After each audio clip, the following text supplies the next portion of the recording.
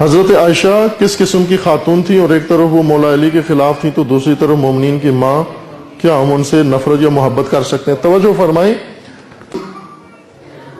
جنگ جمل میں انہوں نے راہبری کی، باقاعدہ جنگ کی علی علیہ السلام کے ساتھ۔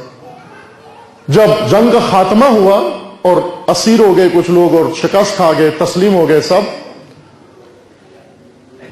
حضرت نے ان کو عزت و احترام کے ساتھ جمل سے بصرہ سے مدینہ پہنچایا اور ان کے بھائی کو ساتھ بھیجا تاکہ کہیں بھی ان کی بے احترامی، انہوں نے غلطی کی، اشتباہ کیا، اور وہ سب واضح تھا۔ ظاہر علی علیہ السلام سے زیادہ دکھ ہمیں نہیں ہے، چونکہ انہوں نے جنگ بھی کی تو علی علیہ السلام کے ساتھ کی۔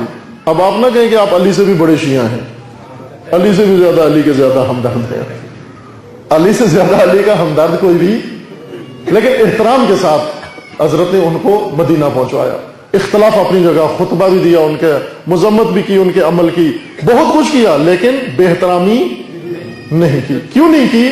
رسول اللہ کی وجہ سے، اس نسبت کی وجہ سے، رسول اللہ کی وجہ سے۔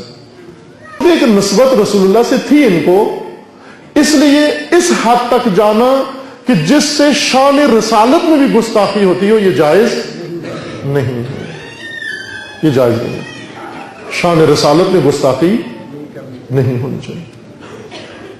بلاخر یہ حلقہ عقد رسول اللہ میں تھی۔